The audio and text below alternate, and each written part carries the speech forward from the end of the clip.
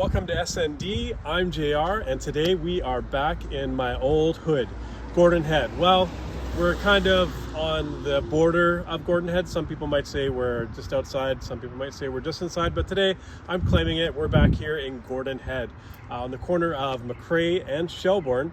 For those of you that don't know, if you lived in Gordon Head in the 80s, there were two main arteries. There was Mackenzie and there was Shelbourne. If you wanted to get downtown, Shelbourne was like the main artery. There were two buses you would take. There was the number 28, which was the Majestic, and there was the number 27, which was the Gordon Head. Some people might say, Jason, is that why you always wear number 27 and all throughout your hockey career? I don't know, maybe it is.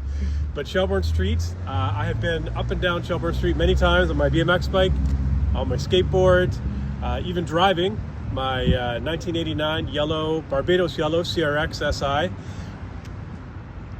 You know what, I'm going to tell a story. So when I was 14, when we lived in Gordon Head, just down the road from here, near Cedar Hill, my dad was at one of the neighborhood pubs and had too much to drink and decided to walk home one night. Well, I had a friend staying over, a hockey buddy, Dave, and we thought it'd be a great idea to take his keys, ride our skateboards over to the pub, and take his car for a drive. And we did. We drove around for about 2 hours, pretty much every road in Gordon Head, cruising around, except we made the mistake of going up and down Shelbourne Street, I think one too many times, because we were like the only car. It was like 2, 3 in the morning. And Saanich police officer happened to notice us going up and down Shelbourne Street and thought, those guys look pretty small to be driving. And we both weren't very big guys. So anyways, he pulled us over. Dave was driving at the time, and he actually was sitting on one leg so he could see over the dash. Anyways, pulled us over, put us in the back of his car, called my mom. She came and got us. He was laughing the whole time. It's kind of funny. I think he had 3 stripes, so he must have been a sergeant or something. And while he was talking to us, he was chuckling, and he was actually smoking in the car at the time. And that was the 80s for you. Anyways. Is that the only time that has happened? My mom watches this. Okay. So yes. Okay. So anyways, we were asked to come and check out Restuarant, McRae's. It's been here for a bit. When I was a kid, I think this used to be actually a convenience store or a corner store. But we were asked to come and check out the breakfast poutine. Now, we were asked, I said, when you go in there, they have a new executive chef. They've retooled. They've got a brunch menu. You got to check out the breakfast poutine, and you got to ask for it Italian style. You got to ask for it Italian style, you know? But we're going to go in, and we're going to have the breakfast poutine, maybe 2. Maybe we'll have the poutine, maybe something else. I don't know. We're going to check out the menu. We're going to see what it's all about. And we're kind of excited. Again, I've never been to this location. I've never been in the restaurant. So we'll let you know. We'll show you the poutine, and if we get something else, and then we'll give you an idea of what we think about it. And maybe you'll want to come and try it too. So let's go check out McRae's.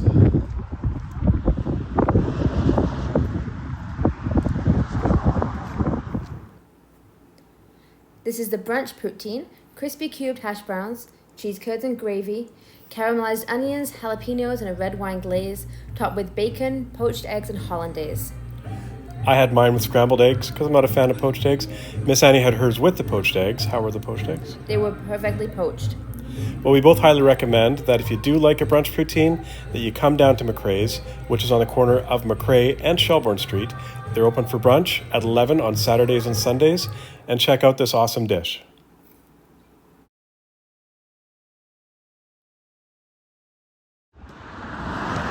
Hello, we just came out of McRae's and we had the brunch poutine.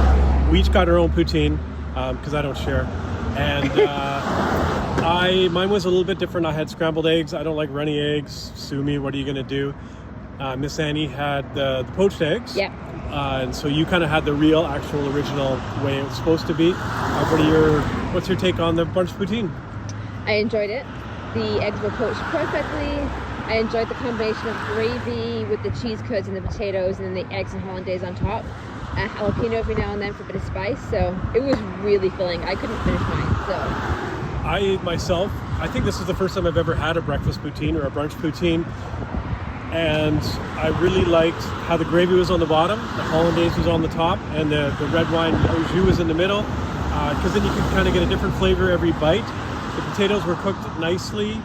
There's the bacon, the cheese curds. I mean, you can't go wrong putting all that stuff together. A little bit of heat with the jalapenos also really kind of elevated the dish itself. I mean, I've never had breakfast poutine, so all I can say is that I definitely recommend it. It was delicious. Hats off to Chef Nathan. And any closing words for you? No, not really. I think that's covered everything. I would come back and enjoyed it. I would try more things, that's for sure. All right, well, we'll see you next time on SND with JR.